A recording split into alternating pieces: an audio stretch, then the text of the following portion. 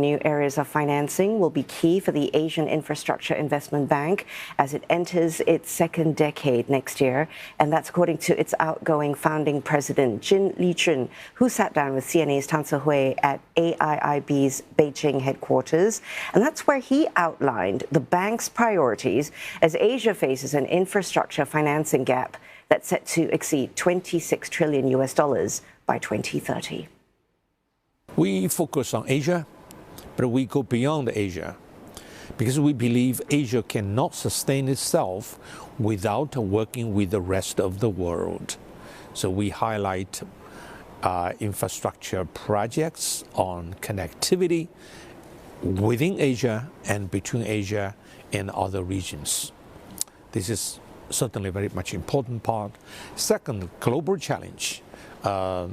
You see climate change issues. We see the disasters, flooding, drought, and all kind of very, very devastating disasters. But to deal with that, we need to work together to promote green economy, green energy.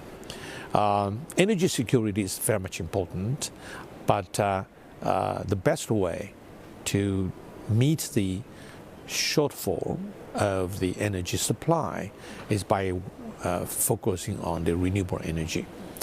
So global challenges are many, but we prioritize. Looking at 2035, what it will be the path for AIIB in the next decade, and how should it position itself? I think the bank needs to explore new areas of financing. For instance, we are already doing digital infrastructure, but with the AI advancement, IT technology, how should we help these countries to develop their digital infrastructure, thereby reducing the digital divide with the emerging market economies, particularly developed countries. We need to do something like that. AI is now all the rage. If the country does not, any country does not invest in AI, in IT, they will be trailing way behind the other countries in the future. And our bank need to do more in this regard. So what more is that? It's simply not an increase of financial resources, more creative. Okay. For instance, how can we help these countries focus on some of the critical areas using AI technology to boost their growth? It does not mean you have to put, let's say, 50–60% of the resources for that purpose. It must be a balanced approach. Depending on each and every country's special situations, they need to think about what is the best way for them to develop their digital infrastructure, digital economy. For instance, we are also helping some of the countries to develop a data center, which is critically important. We built a data center in Malaysia. You know, data center consumes lots of electricity.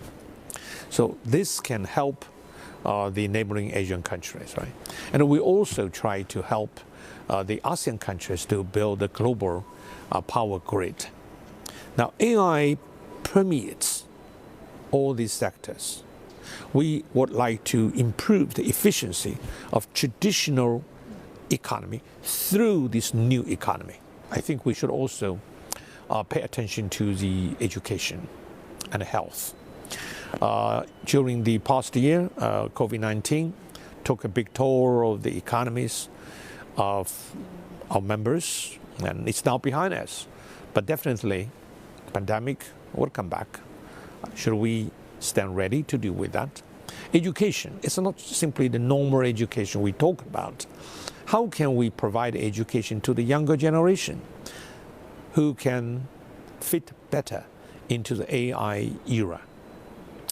So it certainly is a very complicated issue, it's a development challenge, but we have to think about this. AIIB need to adjust, adapt its lending instruments modality to the changed situations. But when you think about AIIB's 10th anniversary, what do you think was your greatest achievement, and was there any unfinished business that you think would keep you up at night? I think it's the synthesis of the coordinated, I can also say global efforts for development. Actually, I'm nothing which would wake me up at night because, when I step down on 15th of January next year, the bank would be in good hands. The president-elect is a very capable lady with rich experience working on the board of the World Bank, dealing with multilateral institutions. And the newly, I think, formed management team with women, female professionals, with people with years, decades of experience in development. It's in good hands.